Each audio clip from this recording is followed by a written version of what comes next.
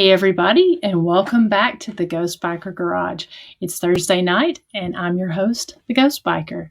If you all have any questions for tonight's guest, if you'll just put them over in the side chat bar, we'll pull those up onto the screen, and we'll get to them. If we're in the middle of, I know last week we had some questions come up when we were talking, and I kind of had to, finish the topic before I got to the questions. But if you have a question, I will definitely get to that question. I just want to say hello to my friends Chris Sumner, Matt Waddell, Nancy Weems, Sarah Jane, Peppy. Thank you all so much for tuning in. Got a great show tonight.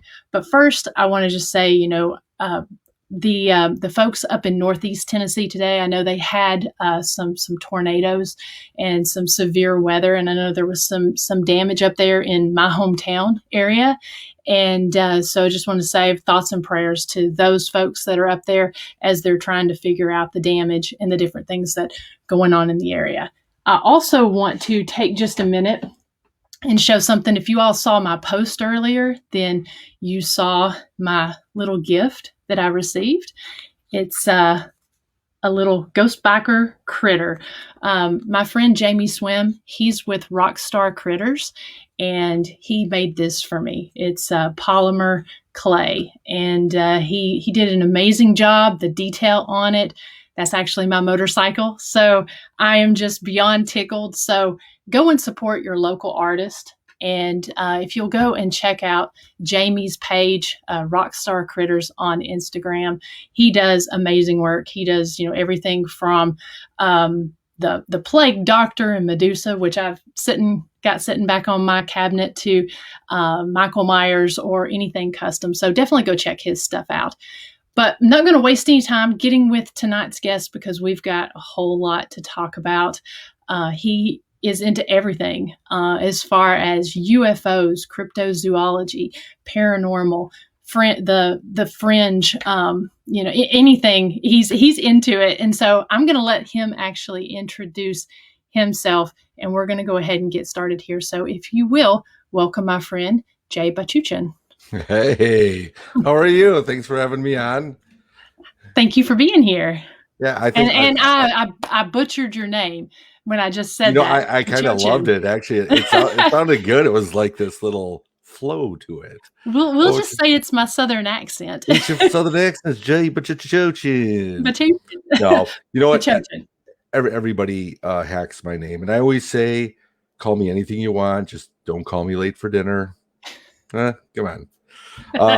No, I thought you actually, it was a great introduction. Thank you. Because I have my whole life, I'm going to date myself back into the 70s, seeing my first set of UFO with my family. So it was a mass sighting.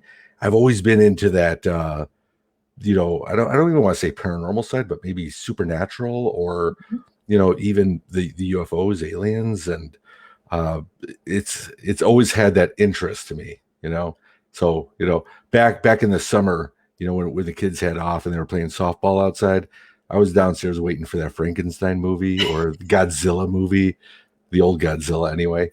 Yes. So I've always been into that, the supernatural things in life. And it started in early age and seeing that UFO in 1977. I was 10. It truly got me onto that path of trying to really understand if there's more to, there's more to it.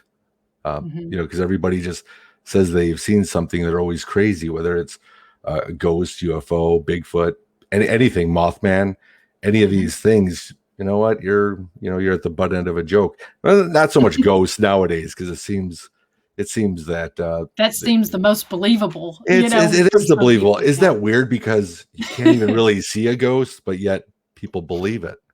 Yeah. And people don't see a Bigfoot, but don't believe it's there. Or, with UFOs, is it just military involvement, or is there more to it? Is it intergalactic? It's, are they, actual aliens from another world, and those are the things that fascinate me. And I'm all about hunting the truth. I started that when I started investigating ghosts. me and my wife, we were really into taps, ghost hunters.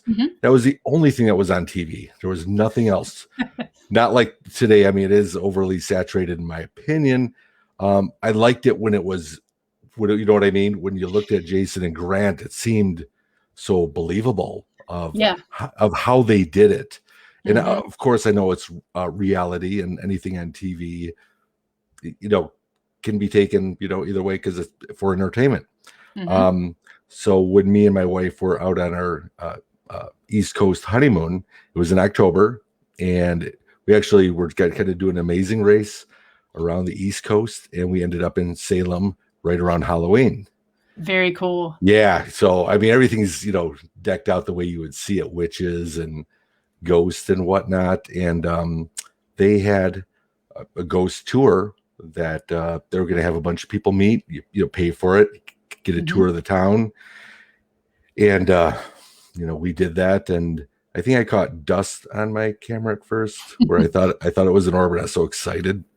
And I remember showing the guy, and he's like, "Yeah, that's pretty cool." And I'm like, "No, but it's a ghost. It's right there."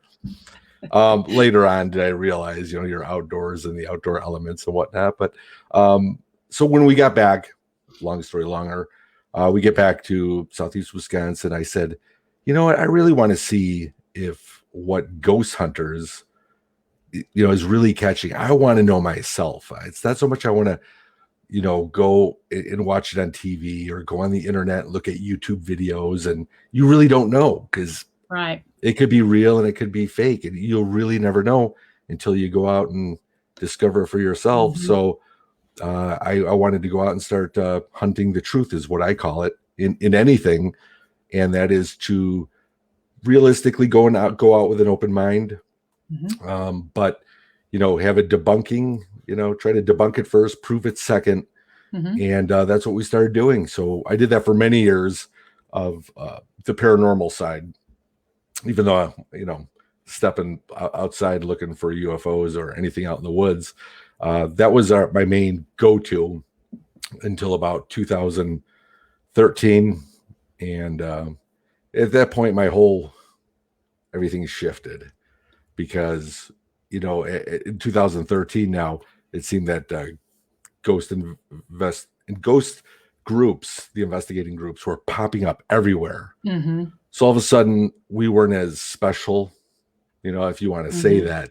We weren't as localized. We had a website, but then everybody started getting websites, and pretty soon we weren't doing as many requests or anything like that. We started doing the pay and plays like Ohio State Reformatory, and some of those, which is really cool. But at this point, I'm actually like 13 minutes away from Bray Road in Elkhorn, Wisconsin. So if anybody knows anything about Bray Road, there's a beast that lives on Bray Road. And it was actually investigative research by my friend Linda Godfrey. And, I thought, like you were saying in the beginning, this guy's into everything. I am. Like right now, if my neighbor knocked on my door right now and said, "Jay, come over, my couch is spinning around," I'd probably have to interrupt the podcast to go check it out. Right. Or if, there's a UFO over our house or whatever. That's how I am. It's kind of like squirrel. And I try to stay on the main focus, which I think I have been with the Bigfoot, because after looking for the Beast of Bray Road, I don't know do you know anything about Bray Road at all? I know a little bit, but I was actually going to have you talk some about that, because I didn't know if some of our watchers knew. And Jay and I met on the Insane Asylum podcast. Yeah. We were on the 100th episode, and so I actually heard about the Beast of Bray Road from those guys when I was on their show. So very interesting story. So if you would share that with us, that'd be great. Well, definitely. Now, Linda Godfrey, who was a reporter, or actually worked for the newspaper in Lake Geneva back in the late 80s, early 90s, actually started getting all these reports of people seeing what looked like a werewolf on Bray Road. And she really thought that was really interesting, because, there's no such thing as werewolves or anything like that. But people were seeing people that don't even know each other, people that are just driving down that had the encounter, are describing the same thing. So it's not like they were going on the internet to learn about this. Mm-hmm. And it's not that they knew each other, related, friends, or whatnot. And people started describing what looked like a 7-foot upright canine. Some just eating roadkill. One, a woman's car who was coming home from work late one night, her car kind of stalled on Bray, and all of a sudden she heard this creature coming up behind, and it scratched her car and everything. So these were real reports that actually went to the police department in Elkhorn. Wow. Yeah. So Linda Godfrey actually really started investigating and meeting with all these witnesses. And she started realizing there's this pattern of, I mean, honesty. You have your BS meter up, of course, as you're reporting. Mm-hmm. All these things started to come together as they were seeing an upright canine. Now, does that mean it's a werewolf? I mean, an actual definition of a werewolf, I guess, would be a man, kind of a skinwalker, changing from man into wolf. But this just looked more, there's several different descriptions on it. You could say it had a wolf's head. Some say it looks like a German shepherd. Some say it looks more like Anubis, the Egyptian. Yeah. So many different descriptions, but yet it is an upright canine. And everybody who has seen this has invoked fear. It invokes fear in them, which is the one commonality of what, hey, Steve, sorry. I know Steve. But the one commonality is that everybody that has seen it has been in total fear. And, I've known Linda since 2011, started reading her books, really fascinating, because really, where do you put this thing? Right. If you go out to Bray Road, I'm going to tell you right now, it looks like a farm field, flat farm field in Wisconsin, maybe some groves of trees, but all privately owned. So it's not like you can't get off Bray Road and start snooping around because you're on private land. Mm-hmm. And they're all, second, third generation farmers. They all know each other down the miles. So all you can really do is drive it. And gotcha. Even just driving it's kind of creepy. But during the day, you'd be like, wow, this is it. This is what everyone, what? What? And, but these are the things that have gone on. And so, being a part of, a ghost hunting group, and it gets starting to take a lull. I'm like, you know what? Why are we waiting for the next ghost investigation to come up or the next pay and play wherever we're going to go to? Mm-hmm. Why not? Let's go to Bray. Let's kind of start patrolling it. Mm-hmm. And we started doing that. And no matter what, you have that ominous feeling, you know what I mean? But we didn't really see anything per se with the group of us that went out. By chance, me and one of my previous investigators were standing. You're not supposed to get out, mind you, and I don't encourage this, but we got off Bray onto a corner side street right there. And we did. We kept the car running. It was at night, 10 o'clock at night. And we get out of the car, and it's dark, and it's got the moon. I'm always recording with my phone, the moon, or it looks really cool. Still as can be. The car is still running, and we're standing on the opposite side of the road. No cars at all coming from anywhere. This is, not well traveled that late at night. And we're out there for about 10 minutes. And all of a sudden, just right down the ditch, maybe about 20 feet from us, is this grove of trees. The loudest crack happened.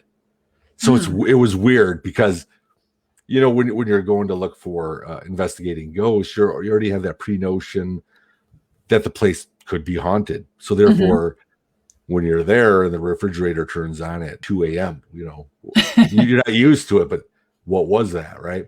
Right. So same thing. You're in an uncontrolled environment out, off Bray Road at night. And, but the thing that struck me odd was, well, if that was an animal, and we were that close to it, we pulled up with our car and we walk out and we're talking just like we're doing here. Why did it take 10 minutes to really make its move? So I go by behavior, not so much a sound. Well, long story longer, nothing happened. I recorded it on at the time, my little Sony mic, came home, showed my wife. I'm like, listen to this. And it's like, there's like nothing to it. And she's looking, she's like, yeah, what? I go, no, it was real loud. It didn't record that loud. And she goes, so it was a raccoon, right? And I'm like, all right. But it was kind of scary, And so the next day, my oldest daughter lived up near that area. We were going to go visit her. I said, I was letting her drive because I wanted to take video and stuff. And I said, hey, I'm going to take you to where me and Brian heard that 50-pound raccoon. And we actually turned on that road. And again, you're looking at it during the day. You're like, seriously, And I'm like, it was a lot scarier at night, But so we kind of looked. Nothing. And she was going to start doing a 3-point turn there to turn around. And just on her second point, I looked down onto the tree line. This was in April. So, all the kind of the farm fields already been harvested, mowed down from the winter. And then you can see the grove of trees, which is all brown. There was no green yet. And on our second point turn, I see something that's auburn red. And I'm like, it was just out of place. It didn't stand like a human, but it wasn't a quadruped like on all fours like a deer or a horse. It was just weird. And I'm like, wait, do you see that? And she's like, no, what? And actually I'm like pointing and I'm fixated on it now. And I said, just drive up there. So we drove. It was about 100 yards up from where I was at. And she's just doing about 15 miles an hour. No idea where she's going. She's just going where I'm telling her to. And I'm looking at this. Mind you, I'm not recording. Why? Of course. Why? Of course. Why? But I'm just watching it, and as we're getting closer, this thing it just melted into the woods. And what I mean melted is it was there, and then it just became part of the woods. I never saw any movement, no movement, and that was one of the weirdest things because there was a sighting there. 3 months later, they found out from Linda Godfrey that somebody saw some sort of beast, red auburn beast, digging in, looking for food or something out on the farm field. And of course, they didn't get a picture of it either. No shock there. But you know what I mean? It helps validate that I saw something, and I saw something very intriguing because it just disappeared, and it still baffles me till this day. So was there any sound? Was there any sound when that happened? Just me talking in the car because we're driving up to it. Okay, gotcha. And I'm watching it with my phone in hand because I was just taking pictures like 3 minutes ago down here, but I'm just watching it because I think it's because it didn't resemble humanoid form. Maybe I don't know. I can't say. It didn't look like it was a quadruped either, but there was nothing. So the time we got there, I told my wife to stop, and we're looking directly at the spot. There's nothing there. Then I took the picture. I've got that picture if you want to see it. Sure. It's just some woods, but I saw it. So whatever it was there. Then it wasn't. Was it the Beast of Bray Road? I don't know. So do they have any theories as to why it's there? I mean, is it unique to that area, or are there other kind of clusters or locations elsewhere where there's anything like it? There is a lot of good explanation. There's actually, I'm going to plug 2 good documentaries on the Beast of Bray Road. One of them is by Small Town Monsters, Seth Breedlove. He came out with, it's called The Bray Road Beast. It's actually on Amazon Prime. It's free. They really did their homework on this one. And again, I'm not going to just plug it because I was in it, but I think I'm associated with this with Gotcha. Linda, that whenever they do this, I'm somewhat attached, but that doesn't, at that point, that doesn't even matter because I look at the homework that they did, and it was a really very interesting way of presenting of what it could be. again, I could plug the Travel Channel, the In Search of Monsters, episode 8, the Bray Road Beast. I'm actually in that hunting the beast on the Travel Channel, and it's right off. It's on Bowers and Bray. They're kind of like connected like that. They have a good, interesting way of looking at it too. Is that, have you ever heard of Skinwalker Ranch? I have. Yes. You have. Which the Skinwalker Ranch is a certain area that, I'm sorry, I'm hearing some certain sounds after I said Skinwalker Ranch, to where of what a Skinwalker can do of changing its form from person to wolf or whatever type of animal, or just some weird activity. And we think that that area that I was saying on Bowers and Bray, we actually think there's some sort of there's a certain area there that I gotta say that shows UFOs, ghosts, this Bray Road, Beast of Bray Road, or whatever it is. They're just weird things that, again, I can't say, but how are they not there during the day? You're looking around, it's all peaceful, but like you said, they're around this area for some reason. And that's where the hunt keeps going, is you keep trying to either not so much just find it, but it's finding somebody that has just had a recent experience or something. Yeah, and I mean, and that makes perfect sense, because you see places like that, like I know Southern Kentucky, same thing. They have a lot of the Sasquatch sightings, as well as a lot of unique kind of paranormal activity, and you'll find those different areas that's like that, and they also have a lot of UFO sightings, and it's that it's all kind of clustered together just in those areas. It's one of the things that has helped me out, because when I was investigating ghosts, I was a ghost hunter. That was it, right? I mean, it seems like everybody puts you in that box.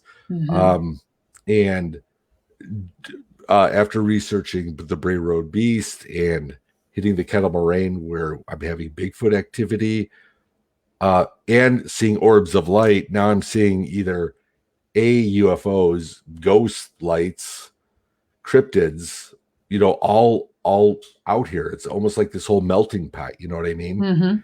And so that's what I do. I put everything into one now. I don't label myself just as a ghost hunter or a ufologist or a cryptozoologist. I say I'm a truthologist. And by the way, I made that up. I coined that term. I said I'm a truthologist. But people will often say that all of that could actually be connected. Of course, yeah. I guess we'll never know yet, but honestly, that's what I'm doing when I'm out researching Bigfoot. It's not trying to get the best picture or the best video or the best sound, because everybody's already made up their mind about it. This is like this personal quest I have of wanting to know its origins, not just to prove it, but to be able to, I don't want to say sit down and have a cup of coffee with Bigfoot, because that sounds just a tad bit crazy, but to be able to understand maybe what they are, because I personally don't think they're just an animal. I think they do have human in them. I don't know what form of human, but I think they have some humanity in them, but are very wild, as well, from their nature. But that's really what I'm seeking. I'm seeking that truth, so I guess I can understand it, so that I can come back, tell my wife, look, this is what I found. Then she goes, oh, you're not crazy after all, after all these years, you're right. She does support me. She's really good at that. And, it does come up in conversations at family events and whatnot, but I'm used to it, Well, she was in your documentary, wasn't she? Yes. We started off in the paranormal, as but then that's when we started having our kids back then. So she wasn't able to go to, it started getting away from her a little bit, with having the kids and not being able to go out and pretty soon she was just kind of in the background, just supportive, but not really wanting to go out or anything like that. But no, she actually helped co-write, produce Finding Jay. So, you know, if you see all those genius moments in there, I'm sure they were my wife's. You know, I'd love to say they were mine, but I wanted her perspective when we were doing the documentary. Is I don't need you to be a Bigfoot believer to watch this. I want you to see that these are facts. This is some of the evidence that I've caught. And it's not just me, it's with 20 different people having different weird stuff going on out there, caught on camera or audio. And here it is. I'm presenting it to you. You make up your own mind. You already have, if you've come in with a pre-notion, Bigfoot doesn't exist. That's fine. I said the same thing. One thing people have never really asked me is, have I always looked for Bigfoot my whole life? No, not even when I was looking for the Bray Road Beast. Bigfoot to me was the butt end of a joke. Bigfoot was a unicorn, a leprechaun. I'm not knocking anybody who looks for unicorns or leprechauns, but I'm just saying is I actually thought that it was like that, you know, just that myth that's been going around because nobody's ever found a body. Nobody's been able to get a clear photo. A lot of hoaxes going on out there. You know, but I really didn't until, like I said, we were looking at the Bray Road Beast in 2013, and we thought, let's leave Bray Road and keep driving around late at night. Well, we ended up in the Kettle Moraine, and the Kettle Moraine is pretty, you know, it's 55,000 square acres, 100 miles going through the state of Wisconsin, dense woods, big kettles caused by the glaciers pushing in, ponds, lakes, perfect habitat for wildlife, any wildlife out there. And so we ended up there in 2013, and we're still looking for you know, we're like, oh, let's get out there and we're going to find the Beast of Bray Road way up here. Well, we get out there, and no more than 5 minutes after these trails, we're just hiking with real low lights. And I had my old crappy digital tape IR camera, the heavy thing with no good mic on it. Oops.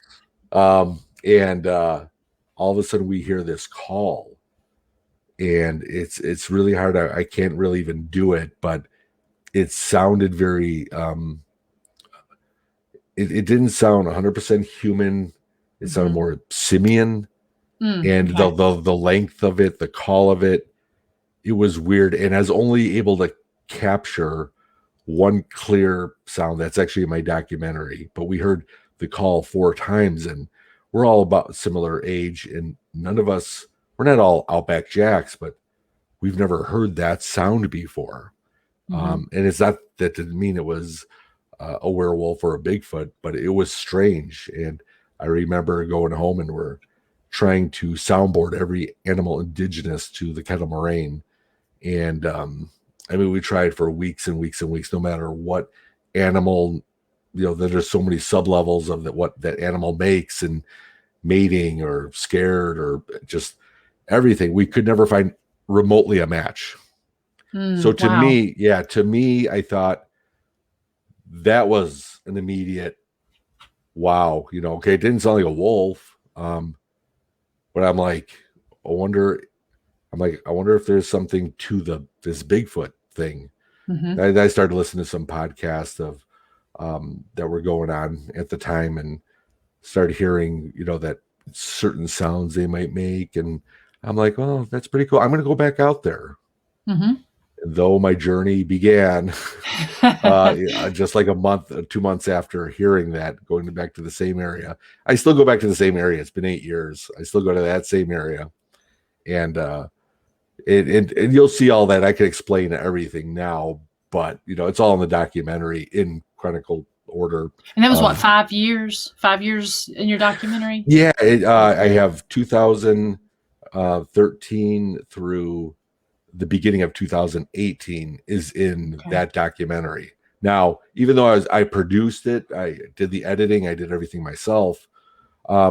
I still went out and researched. So I still have 2018, 19, 20, and so far 21 that I document every time I go out, even if nothing happens.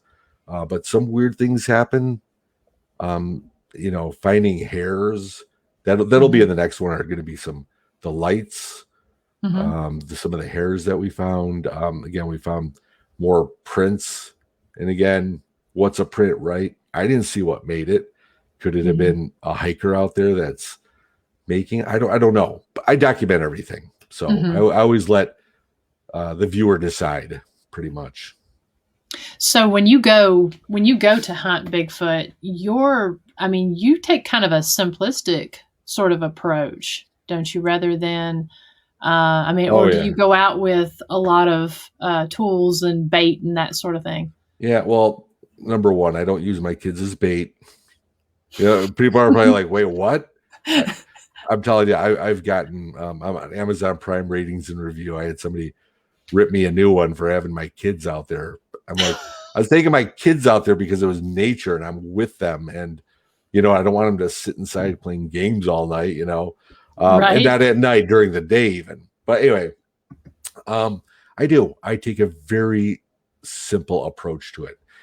And that is to be out there at the right time, which I don't know what the right time is going to be, but you have to be out there and you have to have patience, because I'd never knock any other researcher out there that goes boots to ground. Anybody that goes boots to ground is high up on my list, because there's a lot of armchair researchers for ghosts, UFOs, Bigfoot, or whatever, that can tell you, behind a keyboard what they think it is. Until you're out there, whether it's in that haunted house, the graveyard, the shadows moving behind graves, or something going through you, making you feel ice cold, or having something walk behind you out in the kettle that's just 10 feet behind you, and you hear the 3 steps, and it steps and it doesn't move. So it's standing right behind you and you feel like this is it, goodbye. And that happened to me in 2018. It still haunts me, because here I am trying to look for contact, and contact is probably going to be face to face at one point. I always tell people I do bring a fresh pair of underwear in my backpack, and that is no joke, because I have a feeling that for everybody who has seen this, is pretty much, done the unthinkable, but uncontrollably.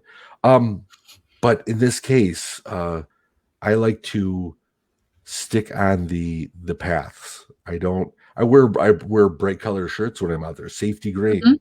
Safety is always number one.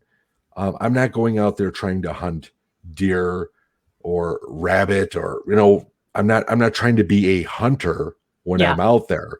My approach is to be seen. I want you to approach me. So therefore, when I'm walking out, I'm not trudging through off the beaten path, because I feel that the paths are for humans. That's why we made them, and that's what we generally do. I always say I try to go non-aggressive. That way, to give you an example, you could look out your living room window to the street, the road, and you see somebody walking in front of your house on the road. Is that a threat? They're just walking on the road. Now, what if they're walking down the road and they get closer, and all of a sudden they put their foot on your lawn, just your yard right there? That's an immediate, wait, what are you doing? Now you're walking through the yard, not going to the front door, but to a bedroom window. You know what I mean? And that's the way I approach it, is when I'm going out there, I'm not going to get off the beaten path and walk up to their bedroom window. I'm going to stick on the street, the people street. This is where I'm at. I like to either play music, talk, laugh. You gotta laugh when you do this stuff. But to be able to bring them in, and there's got to be a lot of patience, because you could hike forever and you'll never know what's going on. So it's, I want to bring them closer. Hopefully they have that one-on-one. And in 2018, getting back to Chris, I was out with Chris, and I always hike with no lights, and I have a low red light. And I never I don't bang on trees. I used to in the beginning and maybe yell.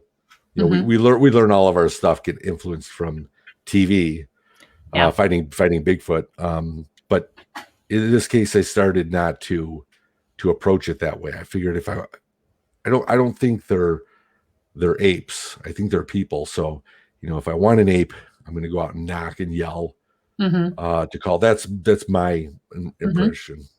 But I want a person. I'll walk in. I do certain hand signals. I'll talk to the woods.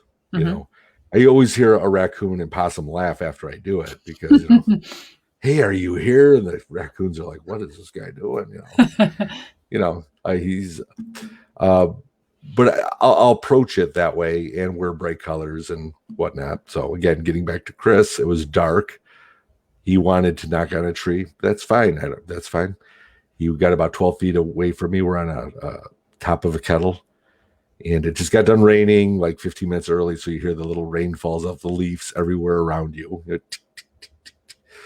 And he goes and wham, wham, you know, the tree. And it's dark. So I close my eyes. I don't know why, because it was already dark, but it helped me concentrate to listen for maybe an answer back, banging on a tree. And I just kept hearing the 360 degree around me, the rainfall. And I'm so concentrating on it that all of a sudden I heard behind me 3 bipedal footsteps, just slow. 1, 2, 3. Start from my right, ended up on my left, right behind me, and never moved. So think of somebody sneaking up behind you, but you could hear them and stop right behind you. You're like, now, you know, you could have your fight or flight or whatever you want. I couldn't move. I didn't have a choice. It was weird. It was like I was petrified. I couldn't. I mean, it's not like I was sitting there trembling, petrified, like a horror movie. But I couldn't move. I couldn't talk in motion to Chris.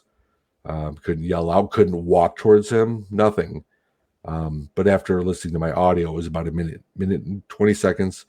I was able to break free of it, walk right towards him, and I had my thermal in hand. And instead of turning on a big bright light, you know, to see, because I didn't want to upset whoever it was, I turned on my thermal to see if I can catch anything, and nothing was there. But it's like I heard it, I felt the fear, and I think it was after that I'm like, you know, I really don't think Bigfoot is, you know, an ape, but I don't know what it is. You know, I didn't know what I was looking for, so I kind of hung up my backpack for about a month. I'm like, done. You know, that was my contact. I couldn't move. You know, what else am I going to do? But you eventually get back on track. So, you know. Do you think they're friendly? Friendly. Well. Or do you think there's the potential for them to cause harm? Yeah, well, definitely. And the reason why I kind of question it, because a lot of times people say, well, Jay, you're crazy. They're not your average forest-friendly giant or Harry and the Henderson. It's like asking, can a person be bad or evil or have bad malicious intent? So the answer is yes. And that's how come I believe that they could have a lot of humanity in them. For that reason, is because they could change on a dime. You know, if you're, you know, some animals that you would look at like and try to make that eye contact, like a cougar or something, you know, they'll take that as that challenge. I believe a Bigfoot would be the same, but I also think that they're smart enough to know that there would be consequence for any action that they do. That's one of the part that gives them more of a human than just a wild animal is because of consequence. I always say, if you're out there, and in our neck of the woods, we just have the occasional cougar, which the DNR says there's no cougars. We find prints all the time. They say no bear goes through. Yes, there's trail cams with black bear traveling through. Not that they're down here a lot, but you know, whatever.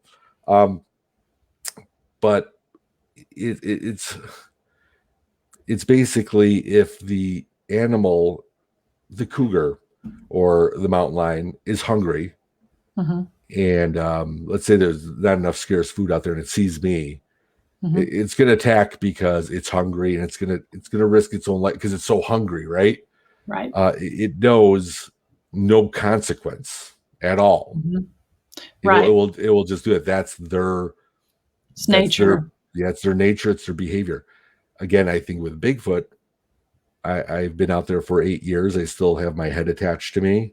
I think there is a consequence that if anything was to happen to me, because I always text my wife when I arrive, what location, and she knows all this for that reason. If I end up disappearing, you know right where to start looking within a mile or two, or however they would do that. So I really think that if we started to disappear as people being out there as hikers, bikers, like us, I really think that it would kind of rain on their parade with search parties, and who knows what we would find during a search party. You don't know. So I really think that that's one of the reasons why, not just in Wisconsin, Tennessee, Kentucky, Pennsylvania, anywhere, I think that's why they just pull back and observe. That's it. That's my personal take on it.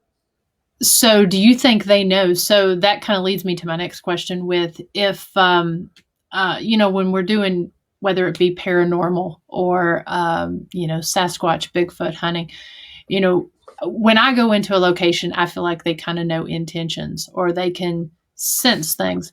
Do you think that they have that same kind of ability with us? Do you think that there's another level other than that, the humanistic side of it, but something, I don't know, I don't even want to use the word paranormal, but maybe supernatural in the sense that they can sense either our intention or what we're doing. I do. And I think one of the reasons I believe that is only by the experience. And I'm going to use Bigfoot in this case, because when I first started going out there, my intentions were to capture them, were to try to prove it for whatever, if it's an opportunistic gain, I guess, where I'd be out there taking small saplings and just shaking them like a great ape, and I'd make this sound like a great ape and be really super aggressive, throw rocks out into the woods to see if they would throw them back. I was doing all these approaches, and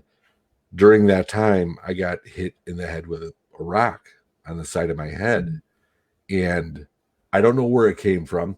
I couldn't even really find the rock. All I know is that I felt it. Wow. I felt it hurt, and it hurt for like about 4 hours after, but it was because I was making the sound like a silverback gorilla off the trail, and just rah, rah, rah, real loud and everything. And that was kind of a wake-up call. But the following week, I was in another location to where the crow flies, not that far away at all. And I'm just walking out there, and I'm getting these little rocks being thrown from out of the woods, and just kind of going near our feet. Mine and Sanjay, we were both out there at that time, and they just kept coming and landing by our feet. Now, it's intriguing to me about that because if you know the Kettle Moraine, it's a rough terrain. It's not like somebody's up on a bridge looking down on you and pinpointing exactly where you're going to go and try to lead those rock throws. These were coming from in the woods. You'd hear them hit the underside of the brush, just and then land by our feet. No matter where we were at, not being able to hear anything else move with us over that terrain. Again, not a flat area. You'd have to, there's just nothing but brush, and you'd have to go up and down and logs and just craziness. So there's no way that they could have been moving with us. And, then they kind of stopped at one point. I got to be the wise guy, and I'm like, I'm going to pick up a rock and throw it out to them. And as soon as I do that, I get a bunch of rocks whipped at me from a far distance. You could just hear the trajectory. And I caught all this. I was recording it. So you could hear them coming, and it's like you hear little rock clacks and everything. It's crazy. So, that's going to be a long answer to saying, can they be aggressive? Yeah, 100%. Just like any person you would meet if you go for a walk at night, you don't know who you're going to walk into. Mm-hmm. So I definitely, I'm smart. I do carry protection, not a firearm. Mm-hmm. And people say, why not? That is the most stupidest thing you can do, because I'm trying to make contact. And I think they're so hyper aware that like a dog can sense fear of a person. I believe Bigfoot senses confidence. If I'm walking around with a piece, he's like, you know what, that guy's walking way too comfortable and too confident out here. Stay away from him. Yeah. Which I guess is good if that's what you want, but I'm trying to bring them in. And you were saying, is it your intentions? It is. When I go out there, I'm not trying to be opportunistic. I'm trying to meet them rather than catch them. So it's that whole, can they read what's in your heart? And that's what I'm trying to do, is just have that respect for them. Well, and you can tell that. I mean, and it sounds like too, you've gone in, tried these different approaches, and I love how you go in, you try different things, and you've sort of developed your own style, which is, in my opinion, a lot different from what I've heard other, investigator or researchers talk about, that have done that. We've got a question here from Peppy that says, do you have any type of gift or anything that helps you to decide where to go to research?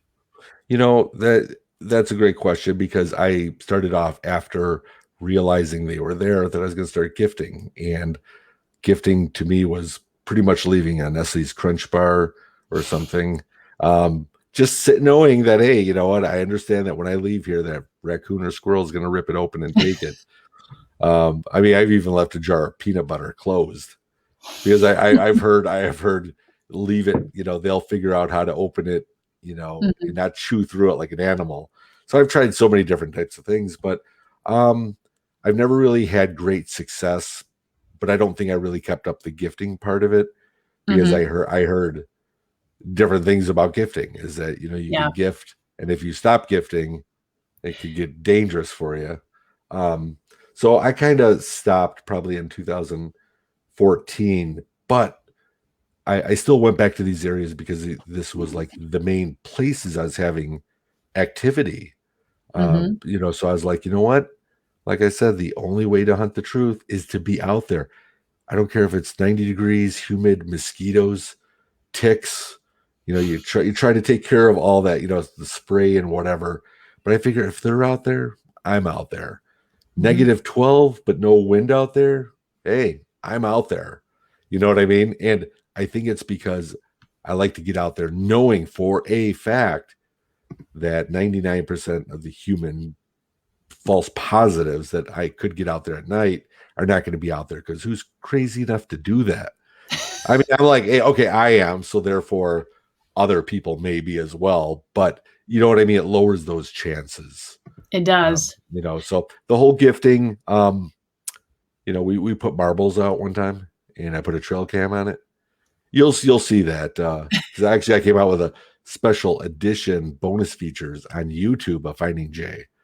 It was supposed to go on Prime, but I did it too late. I should have piggybacked it, the special edition, when I uploaded Finding Jay, but they wouldn't just take that as a new movie. So I'm like, oh. So it was such a good movie. I'm like, it's on my YouTube channel under Jay Bachochin. And anyway, on there, getting back to the gifting, we put marbles, because we heard that they will move marbles or take them or leave something in its place. Put a trail cam on it, and it came back. It was like 16 days later. I just wanted to give it enough time, and came back out there. All the marbles were gone. I'm like, ooh, found a few on the ground, but we had 18 marbles, found about 3. Weird. So go back, look at the image, and the first video image taken was a raccoon picking it up, going, hey, what's this thing? Hey, they were big marbles. They weren't little. We wanted to make sure no animals could have eaten them or anything. So just like picking it up and sniffing it. Then you would see a bunch of babies on a different day just playing with them. And so the culprit was, Bigfoot didn't take the marbles. It was the forest bandits, but you've got to do these things. You've got to, I don't even like to call them failures. I like to call Mm-hmm. them, all right, you figured that part out, you know. Mm-hmm. So when you hear there's missing marbles out in the woods, you know, you got curious animals that are going to pick them up, you know. Well, and there's no experiment is a stupid experiment Right. because you don't know if it's going to work. I mean, I've never gone Bigfoot hunting, but within the paranormal, it's like I'll try things that it just seems like I'm sitting in a quiet room by myself, just doing something really. I mean, I've done some bizarre and off the wall sort of experiments, and come to find out, I mean, they sometimes do yield some pretty interesting results, and sometimes no result, or the result that you didn't think you would get is sometimes the best thing you could get. If Oh, it's 100%. But yeah. like you're saying, it's just to be able to catch something that's not what you expected doesn't mean it's a Mhm. failure, or like you said, there's no bad experiment. If Right. somebody's trying to prove the Bigfoot theory, the Hmm. phenomenon that's out there, and they're, oh man, it was that, rats. Let's try something else. I look at it as just a another reward of hunting the truth. That's Hmm. it. Move on to the next. Try the next thing. Um, got this is my phone that I bring out into the woods, and it gets good reception. So I'm able to go to YouTube, and I do a little music playing and hold it up, like say anything, Yeah. um, try to get some music going and everything. And I think it's just to be able to say this when they hear it, they see hand signals. This is Hmm. Jay. That's all I want. That's all I want. I mean, come on. Even if the animals got used to me, would be cool, wouldn't it? All of a sudden, Right. the raccoons started like coming up to me, and I started becoming like Snow White. Maybe not Snow White, but you know what I mean. One with the How about Tarzan would have been a better one. There you go. Um, Snow White. No, I was actually thinking of Ace Ventura when all the birds are on him and everything. Like, come to me, jungle friends. I But always stick my hand out whenever I'm sitting somewhere and there's a bird around. I always stick my hand out and just kind of sit there just in case. You never know if a bird might uh, just it's silly, right, but no, but how cool would that be if that happened? Now exactly. you wouldn't have a picture, you wouldn't have a video, and nobody would be around you, but you would know it. So That's right. that's what's cool.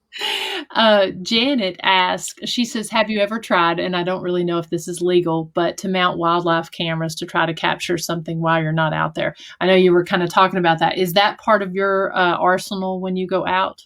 Yeah, I do have the trail cam, and you know what? You could try to go on YouTube and look at anybody else's, just type in um, um, game camera, trail cam with Bigfoot, and there's never a good catch or anything like that. Hmm. But I have put it out probably 10 times in the past couple of years. I don't always leave it out. And here's another part of my evolution of research is when I started doing that. We hung an apple up 14 feet in the air on a tough fishing line, far enough away from the tree to where where the apple was hanging, a squirrel couldn't jump and hit it. Squirrel couldn't go up and scale down this thin rope, and if it could, we would have captured it all. I was trying to make it extremely difficult for for a squirrel, but we had it high enough to where the only thing that could have grabbed it at this height was about 11 feet.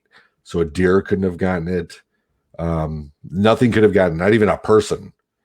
And it was far enough away that the only way something could have got, I guess, if a squirrel got 100% lucky, but we would have caught that. Yeah. We put the trail cam out and set the apple up. And again, I like to wait, like 2 weeks. I like to give it time instead of rushing right out there right away. And I get out there and the apple's still hanging. Nothing touched it. And the only video caught on my trail cam was me setting it up and me coming back, taking it down. So nothing went in front of there, not even a deer or any animal to trigger it. And I've done that several times, and I've always come up with nothing on Hmm. it in all the different locations that I've tried the trail cam. And this last fall, I was supposed to set one up. I went out with somebody who brought their own trail cam. I was going to set mine up. He was going to set his up. He set his up, and that was fine. And I was going to, but I never wanted to, because all of a sudden, and this is the weird evolution part of my research, is that all of a sudden I felt wrong for trying to put up a trail cam. Does this sound weird? I've been doing this for so long, but it's almost like you're setting up one of those nanny cams at home for somebody that you know. You feel like you're the invasion of privacy. So, putting one of those out in the woods, I kind of felt like, come on, they know who I am, right? I'm not opportunistic. I'm not, a threat to them. But here I am going to try to set up a trail cam again. So I kind of, at this point, stopped. I mean, I guess I kind of flip-flop here or there, but I haven't put a trail cam out probably in about a year and a half. But I have prior to that many times. Do you typically hunt not hunt, but do you typically research in the same area? I have 5 different areas that I go to, and I always mix them up. I'm always thinking, if anybody gets onto my scent, I don't want them there ahead of me. I never tell anybody when I'm going or what area I'm going. So anybody who's trying to pull a fast one on me, which I guess you could do if you're out there in the middle of the night and you start hearing chattering or something and it's somebody playing a hoax on you.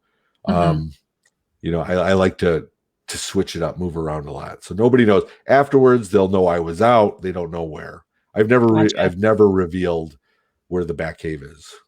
That's what I say. I call it the Bat Cave because, it's where I've been researching for 8 years. And the last thing I need is a bunch of people out there, mixing up my research on that. I mean, I always say it's not my land. It's God's land. It's God's land. But as long as I can keep it quiet and I can research it, I'm good, I like that. So tell us about the name. Where does the name come from of your documentary, Finding Jay? Finding Jay. Story behind that? Yes, there is. And it's kind of like a twofold type of explanation.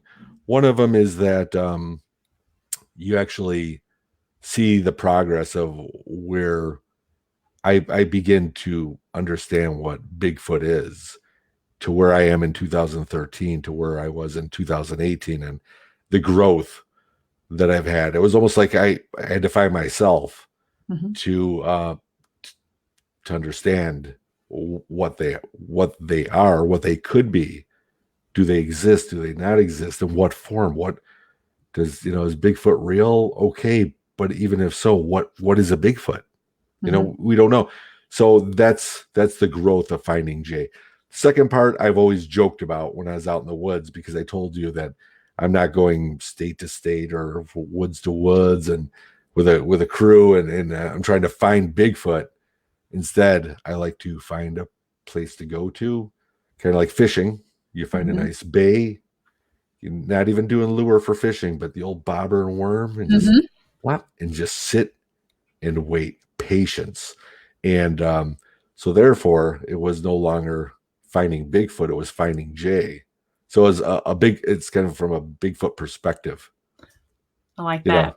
Finding Jay instead of finding Bigfoot. So all the Bigfoot are out there and they're like, hey, let's go look for Jay. So kind of a play on that too. So, and it just kind of stuck. Yes. So very nice. So where can folks watch your documentary? I know I saw one on here where Joe, he actually watched your documentary and didn't realize that, that was you. I think I'd pulled that comment up there a few minutes ago. He said it was really good. Well, thank you, Joe. Where can people see that at? Well, right now you can see it streaming on Amazon Prime for free. It's been up there since the summer of 2019. I don't have any plans of taking it down. So you can find it on Amazon Prime. If you go to my YouTube channel, then for Jay Bachochin, you'll find Finding Jay Lost and Found special bonus material. I always suggest that you watch the film first on Amazon Prime, then come back to the special bonus feature. A lot more meat and potatoes to some of the interviews and some deleted scenes. And I threw in a gag reel because Bigfooting is so much fun. It is. You'd have to check that out. But I've always loved the gag reel part of it, and I really wanted that on Amazon Prime to piggyback, but again, they wouldn't do it. So, maybe I'll do a special bonus material when I put out Finding J2, which everyone says, well, when is that one going to come out? That it's still I've been documenting and researching, so it could be out in 2022. I always say quality, not quantity. That's right. So, that's right. Yep. So you can find it there. You can find me on my website, jbachochin.com. You can find me on Facebook. I'm even on TikTok under Finding J. You got some pretty funny TikToks out there too. Oh yeah. Well, you got to come on. You got to see the other side of the Bigfoot J. It's just the comedian, and I like to have fun that way. So. Well, and I'll definitely put the links in the post here on Facebook, and then also when it releases on YouTube, we'll have all the links to where everyone can find you and watch your stuff, because I know you've got a lot of stuff out there. One thing I wanted to ask about, and I meant to bring it up before the documentary, but I wanted to talk about that unsolved mystery that you investigated for what was it? Was it for 10 years? The Hidden Truth. The Hidden Truth, yes. Yeah, that was a documentary that we put together during our ghost investigation team. We were contacted by retired the deputy coroner that was out there that was working on some of the unsolved mystery of the missing drowning people in La Crosse, that it happened for over like 10 years. And we kind of went out there as more of the paranormal angle and actually did like investigation on the Mississippi. Mm-hmm. It's really cool. Now, you can't find that anywhere. I know Scott Marcus, who's part of the Hidden Truth production. Neil Sanders, God bless, rest his soul. He passed on. But Scott Marcus has really been wanting to put that. It's an oldie, but it's still intriguing onto Amazon Prime. But just contact me. I still have copies of it on regular DVD if you wish at this time. And again, on my website. Okay. I was real intrigued by that because, for me, I love stuff of that nature, missing 411, all of those type things. And I was really fascinated when I read that in your bio. Yeah. I mean, and again, when we came up with the title, The Hidden Truth, that's why I love the question mark on it, because we really don't, we talked and interviewed with some of the leaders of the Ho Chunk out there, tribe, of what their beliefs are, what they kind of keep from, us, the white man, they keep sacred to themselves, but we were able to talk with them and get some of that information out. And it's intriguing of what their beliefs are and how the three rivers that meet in front of La Crosse have a certain supernatural paranormal to them, whether it's a siren, they call them water spirits, is there something in the water that's calling to these young men that, this could be part of the ghost lore with the War Eagle burning down right off La Crosse, and a woman died there. So, it could be the spirit of her calling out for, she was only 18 or something, like 17 or 18 years old, and calling out to a young college man who's probably intoxicated, because it is La Crosse, and is just following the siren into just walking into the water. I mean, it's still unsolved, but it's a really, truly good documentary.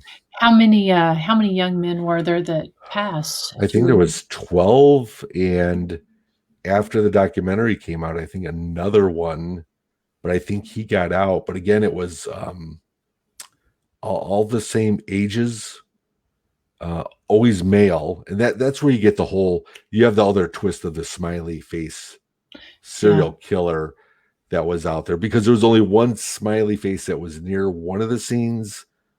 But I always say, what's the most universal graffiti that people will do, even kids, on a Walmart, window, draw a happy face, smiley face. That's universal.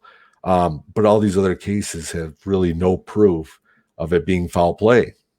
And we're lucky and fortunate enough to know someone that actually worked on researching, the bodies for the case, and there were no struggles of being tied up, no puncture, no sign of foul play at all. It was like they just went into the water voluntarily and drowned themselves. So pretty crazy. Yeah, that's fascinating. Yeah. And we never, we got to a certain point to where we thought we had enough to at least present the documentary in 2012.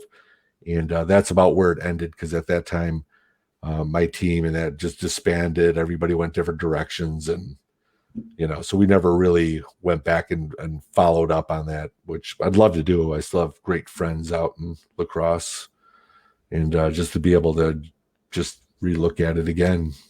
Yeah.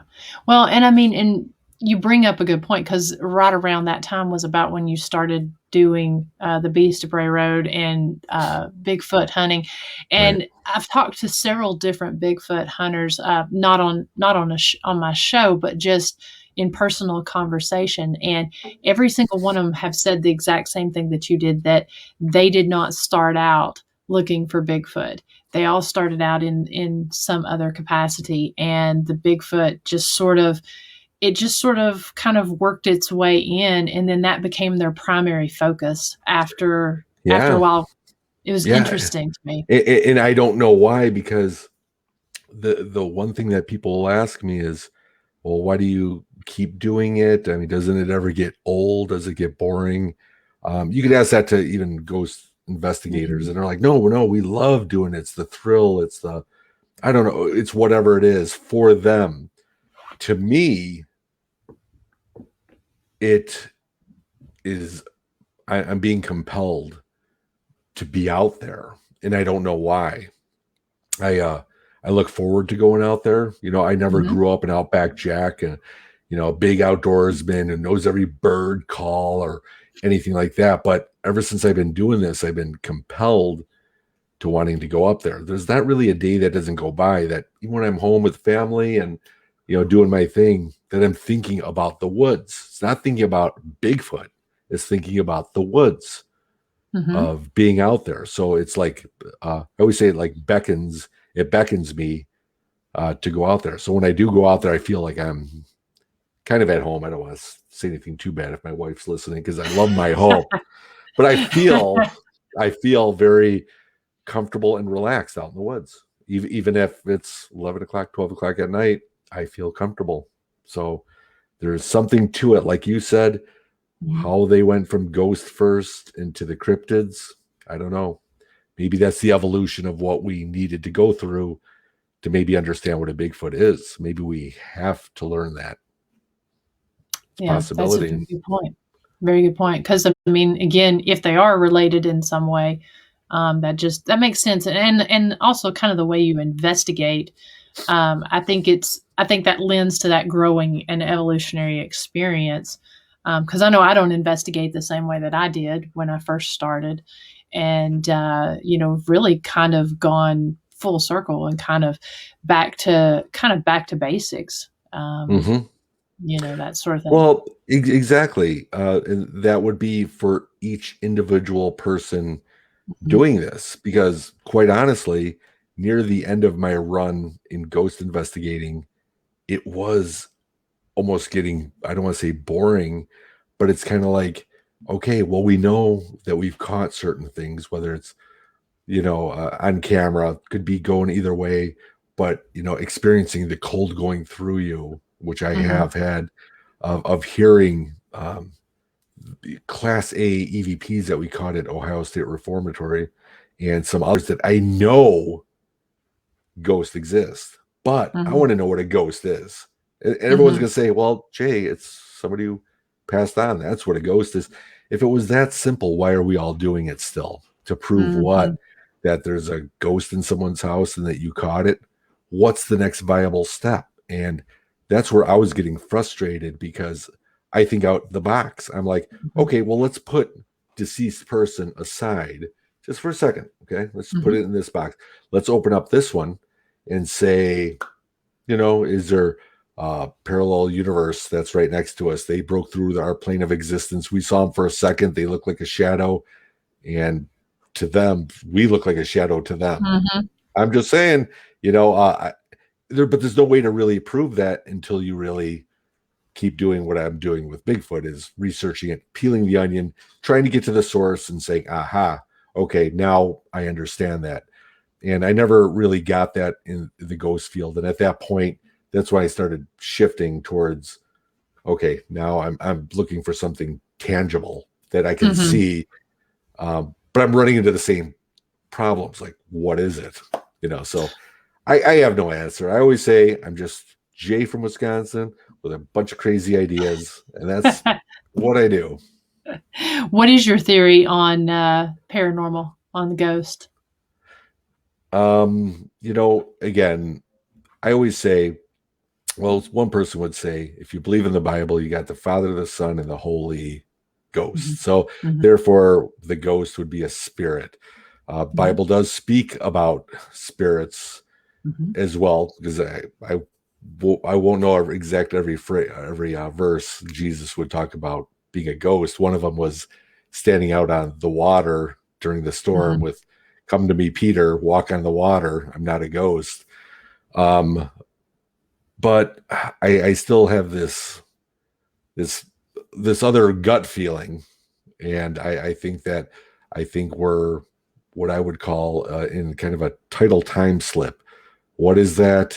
Well, I believe that time ebbs and flows. I don't think it's Back to the Future linear. I think it could be a Christmas bow. It's just in every direction, ebbing and flowing in every direction all the time. That in 2010, I came up with this theory that I was at work and I was in the office, and one of my coworkers said, "Man, this day's long." And I knew it. I heard it. And she was right. This seemed like a long day. But you know what? We're doing the same thing. So maybe that's why it seems long. Well, a little bit later, I was up front and a customer came in, was talking to that same person. And the customer said, "This is like a long day." And I thought, weird. That person doesn't even work here. So what's going on that we all feel that we're having a long day? We've all had them, right? And how about the days that just go like that, just zip by, like, wow, this day just flew, but we're not all doing the same thing. So I started thinking maybe there's some sort of ebb and flow within our own time, that we are actually like a wave, like ebbing or flowing first, before the ebbs. If I'm going to use an example, let's say Waverly, okay, let's say 1906, John and Sally are walking down the hall of a new hospital, at the time, brand new, and they're walking through, and they're having a really long day. Well, I always think that, are they really coming out of their time? And like I said about the ebbing and flowing, like the bow, come into 2021 where somebody just happens to be researching Waverly at that point, walking down the same hall. We see the shadow people, but that's John and Sally. John and Sally see us, and we're shadow people just for that second. And then John and Sally, after it breaks free, you don't see the shadows anymore, say, "Sally, did you just see that? We just saw two ghosts." But what they really saw was us, and what we really saw was them. So, it's, I don't know if I'm babbling with that point of it, because No. I can see it clearly in my head of how we're just constantly in motion.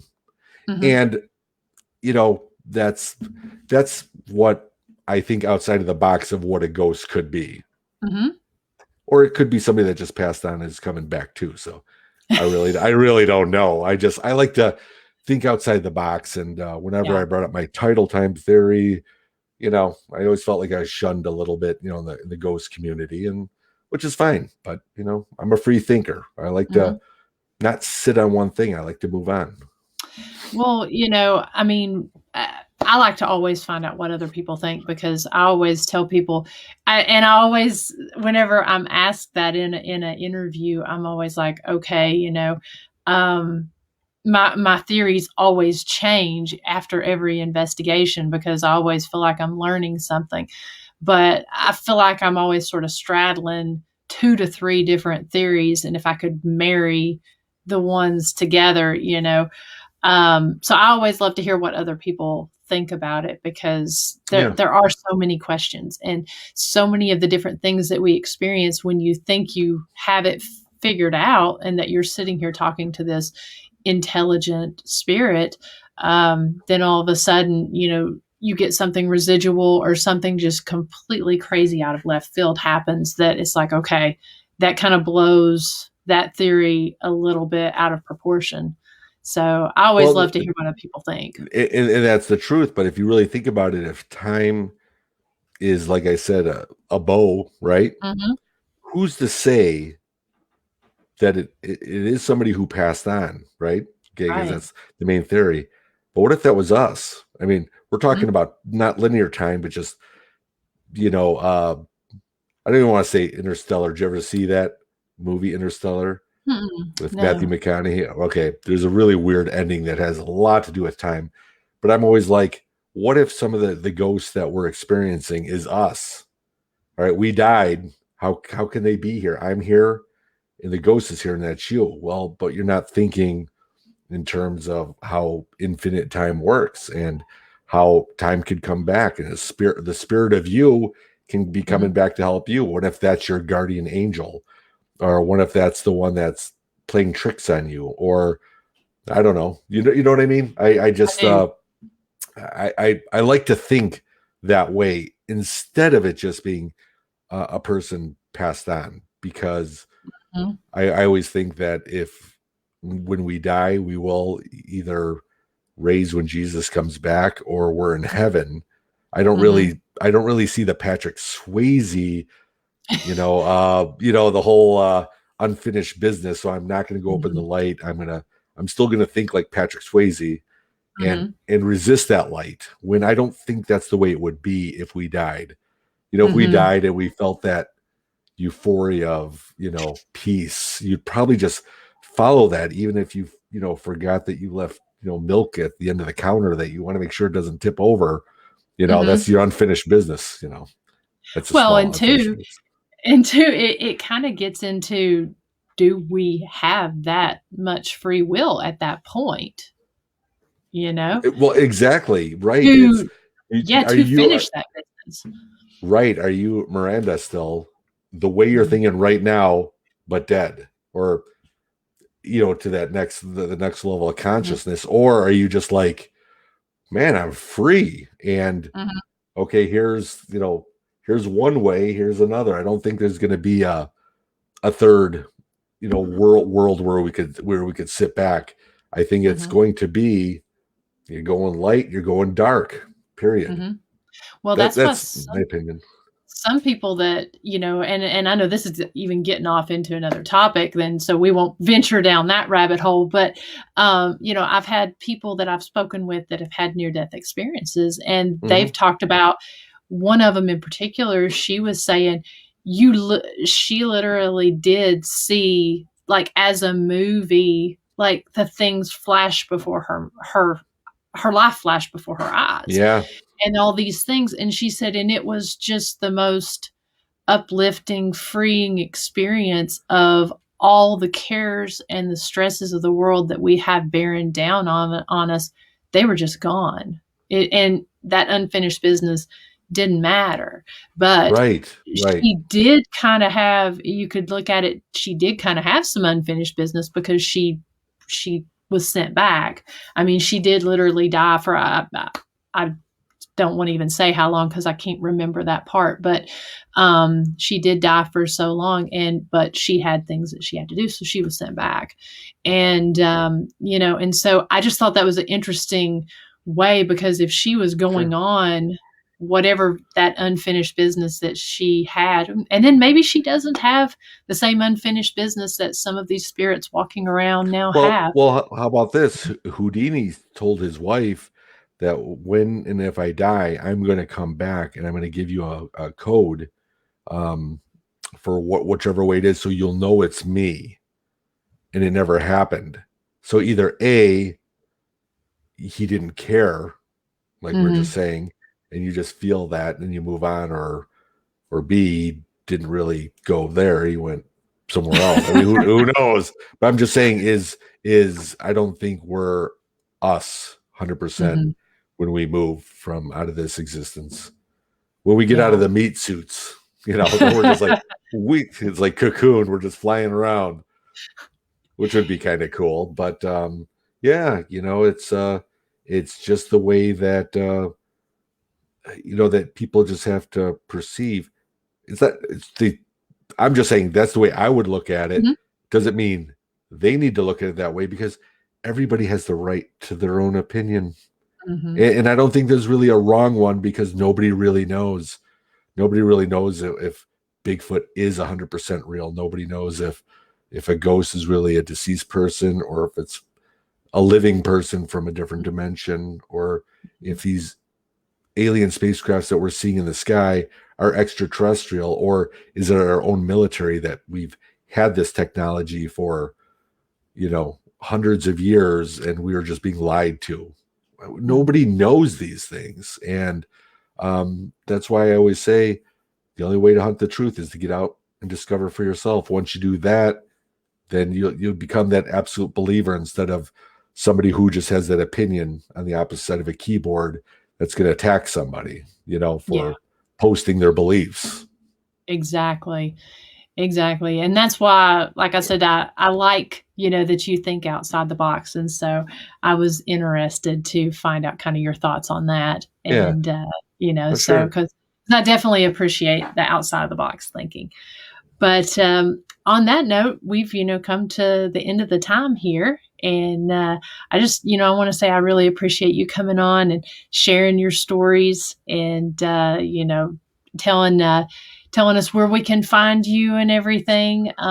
It's been a great hour. It really has, and I really appreciate it. This was really good. I love coming onto these type of podcasts as well, to try to cover all the angles instead of it just being one-sided cryptid, because we really don't know. I really don't know. I always said, right, just Jay from Wisconsin with some crazy ideas. But you know what? But at the same time, we're gonna find them, and I want to thank you very much for having me on your show tonight. Absolutely. And I want to thank everyone for tuning in, asking great questions and making great comments. And, I always say I've got the best people that follow the show, because, they're so supportive, and, they're just really good about asking great questions. So thank everyone for coming on here. If there's any questions left, go ahead and pull them up while I'm. Yeah, I've actually been watching some of them, and Peppy and Marge, thank you. And David. I didn't want to just. I'm literally the ADD. If something puts up in front of me, I'm always like, squirrel, shiny object. And so I was really trying hard not to read them, but I can also see them off to the side. So I wanted to thank you guys for your comments on here, and yeah, that's good. Yeah, I like to, when I get on a topic, I try to stay on and not try to veer, and people are always asking good questions. And so I don't want to forget anybody, and I want to, try to make sure to throw all of those up there. So I hope I didn't miss anyone, but you're welcome, Janet. But David. Again, thank you all so much. We'll have Jay's information up there, and I'm just looking at my calendar here. Next Thursday night, I'm going to have DC O'Rourke on, and I know some of you may have watched his show. I was on his show. I believe it was the end of last year, around Christmas time. He has the Hauntingly Yours Paranormal Lounge, and he's. I believe he's in the Williamsburg area, so we're going to have him on next week and cover some great topics as well. A little side note, also, the St. Albans. If I know you all probably heard about this, the St. Albans Enigma Cons that was supposed to be last Friday and Saturday, or excuse me, this coming Friday and Saturday at St. Albans has been canceled. due to COVID restraints and stuff. I think I've put that information out there, but just in case any of you had that on your schedule, that next Friday and Saturday has been canceled. So until next Thursday night, unless I see you all before, we'll see you then. I don't think there's anything coming up before then. So, but again, thank you all so much for tuning in, and we'll see you next Thursday.